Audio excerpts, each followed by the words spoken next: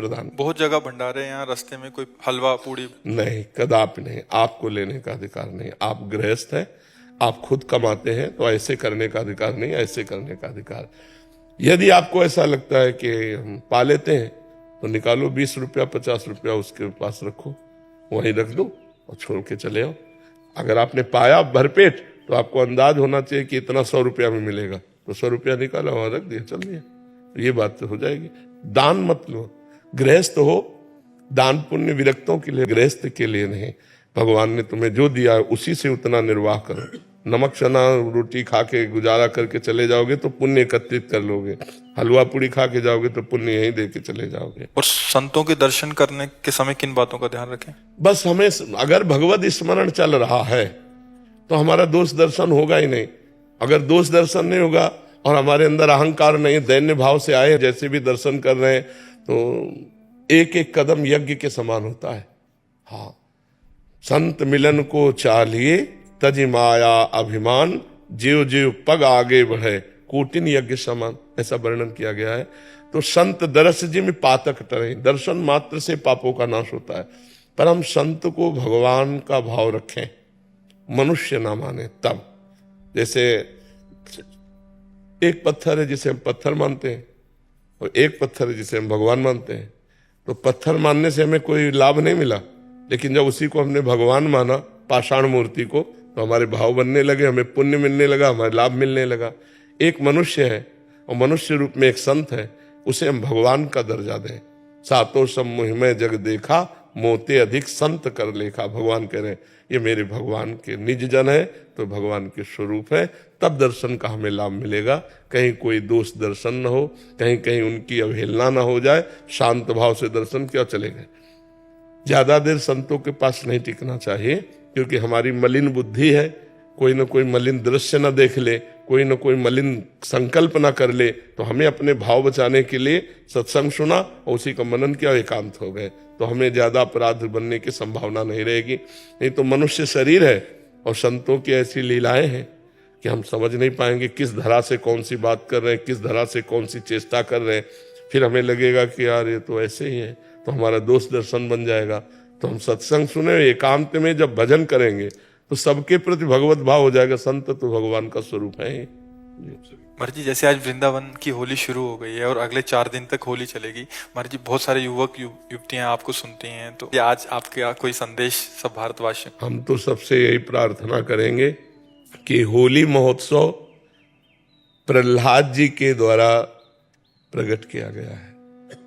जब प्रहलाद जी किसी भी प्रकार हिरण्यकश्यप के मारने से नहीं मरे, तो उसकी बहन होलिका थी, वो हिरण्यकश्यप को उदास देखा, तो उसने कहा भैया उदास क्यों हो? तो उनका ये प्रहलाद मर नहीं रहा, तो उनका आज मर जाएगा। लकड़ी का बहुत सा ढेर लगाया जाए और उसमें लेकर हम प्रहलाद को बैठ जाएंगे, तो हमें अग्नि से वरदान मिला है, एक पट, शीतल पट, जिसको हम मोड़ लेंगे तो हमारा रोम भी नहीं झुलसेगा और प्रहलाद मर जाएगा। बड़ा प्रसन्न हुआ हिरण्यकश्यप, उसने बहुत लकड़ी का पहाड़ लगाया, उसमें ऐसा बनाया जिसमें प्रहलाद जी को लेकर उनकी बहन बैठ गई। प्रहलाद जी की बुआ हुई हिरण्यकश्यप की बहन, आग लगा दी गई। तो भगवान की कृपा से ऐसी वायु चली कि शीतल पट प्रहलाद जी के ऊपर आ गया और वो जलकर राख हो गई।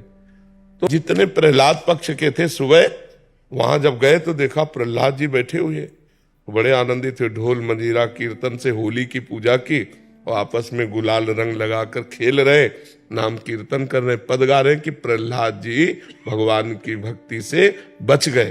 तो ये उत्सव मनाया जा रहा है। ये लोग जो शराब पीते हैं, गंदे हरकतें करते हैं, एक दूसरे के चेहरे पर कालिक पोतते हैं, नालियों में ये हिरण्यकश्यप पक्ष के हैं। अब वो भी तो उत्सव बनावे, कैसे बनावे? तो वो नालियों में गोबर कीचड़, उसकी हिरण्यकश्यप पक्ष की पार्टी, और एक होती साधुता की पार्टी, एक दूसरे पे गुलाल लगाए, रामकृष्ण हरि बोले और बैठकर पद गायन किए और खूब गुझियां और मिठाई भोग लगा कि ठाकुर जी को, और पाए आनंद मनाए। तो हमारी समस्त देशवासियों से प्रार्थना है कोई भी व्यसन न किया जाए। व्यसन उत्सव को खराब कर देता है। जैसे शराब है, और भी हुक्का है, ड्रग्स है, कोई भी नशा मत करो। फ्रेश माइंड से भगवान का नाम जप करते हुए, पद गायन करते हुए होली का आनंद लो। नशे में होली का आनंद थोड़ी होता, नशे में तो मूढ़ता छा जाती है। मूढ़ता में आनंद कहाँ? तो कोई भी नशा इस होली उत्सव में ना किया जाए और हम आनंद पूर्वक भाईचारा बनाते हुए एक दूसरे का सम्मान करें, प्यार करें। जो हमसे दुश्मनी मानते हैं, होली के दिन हम उनके भी घर जाएं और उनके गुलाल लगावें और उनसे प्यार करें। हमारा एक भी दुश्मन विश्व में ना हो, यही सबसे बड़ी हमारी प्रार्थना है। हमारे आचरण पवित्र हो, हमारा व्यवहार पवित्र हो, हमारा चिंतन पवित्र हो, तो होली सार्थक है। नहीं, कितने लोग नशा करके झगड़ा कर लेते हैं, कितने लोग अपनी हानि कर लेते हैं। अच्छा, आंख कितनी सूक्ष्म वस्तु है, उसकी आंख में अगर देखने में कमी आ जाए या चोट लग जाए, गुलाल तो गुलाल कीचड़ फेंकते हैं, कपड़ा फाड़ देते हैं, शराब पिए, उद्दंडता, ये सब ठीक नहीं। ऐसा होली उत्सव न मनाए जो सभ्यता के खिलाफ हो, समाज के खिलाफ हो, हमारे धर्म के खिलाफ हो, अध्यात्म के खिलाफ हो। ऐसा कोई कार्य न करें। सबसे पहली बात है कि शराब न पिए। जो शराब पीते हैं होली उत्सव में स्वाहा कर दें। और दूसरी खास बात है, मांस न खाएं, क्योंकि आप भले जीव हत्या नहीं करते, लेकिन आप हिस्सेदार हुए, क्योंकि आप खरीद के लाते हो और खाते हो, तो आप हिंसक ही माने जाओगे। तीसरी बात, किसी माता बहन की तरफ गंदी दृष्टि मत देखो। जैसे तुम्हारी बहन ऐसे दूसरे की बहन। तो आप पवित्र ब्रह्मचर्य रहिए और जो अपनी पत्नी है उसी पे अनुराग कीजिए। ये 3 बातें छोड़ने की कोशिश कीजिए: शराब, मानुष, व्यभिचार।